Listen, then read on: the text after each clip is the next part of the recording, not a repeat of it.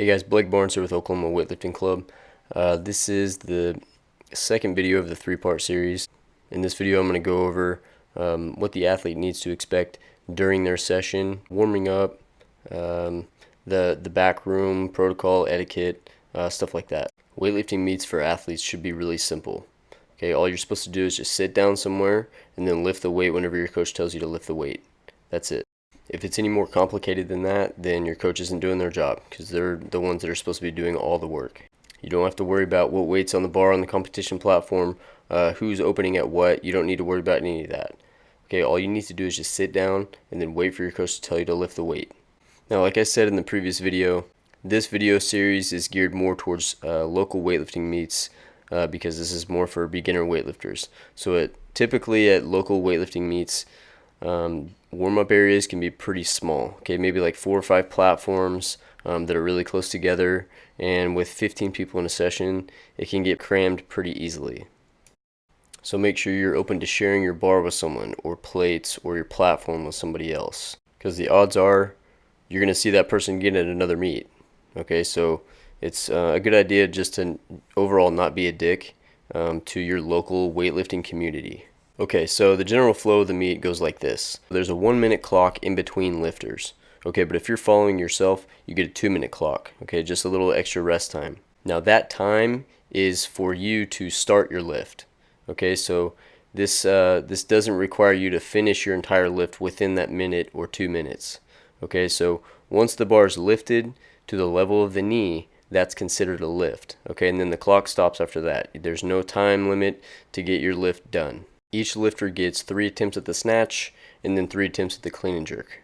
Okay, so each session typically lasts about an hour and a half, maybe 2 hours, depending on how many lifters are in that session. Okay, there are a couple rules you need to know about the movements. Whenever you're lifting, the bar should never stop its path. Once you start the lift, you can't bring the bar up, stop the bar, and then continue into the lift. So there can't be this massive hitch in there where the bar stops.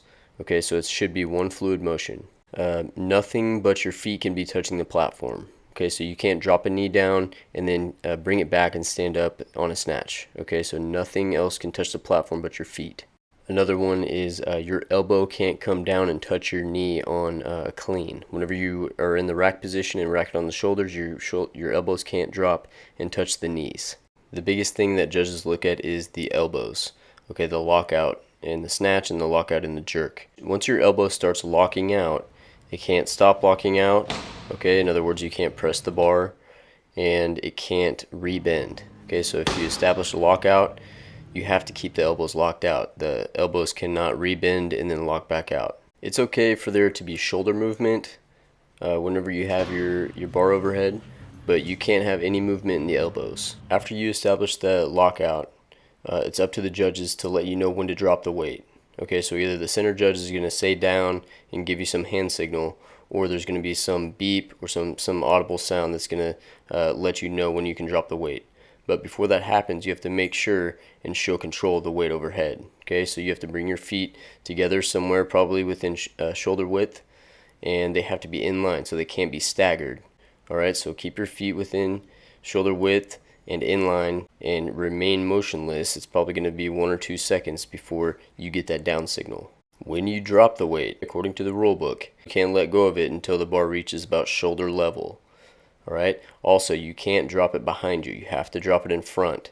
Okay, so if that bar is moving a little bit backwards, make sure and get your body back behind it. Alright, so you can drop that bar down in front. After your first and second attempts, you need to get with your coach and figure out what your next weight declaration is going to be. After you declare a weight, you can change that weight 2 more times, but you can't change your weight to anything less than what's already on the competition platform, because the bar on the competition platform will only increase. That's pretty much the gist of a weightlifting session from an athlete's standpoint. The next video I'm going to go over a weightlifting session that's more geared toward coaches.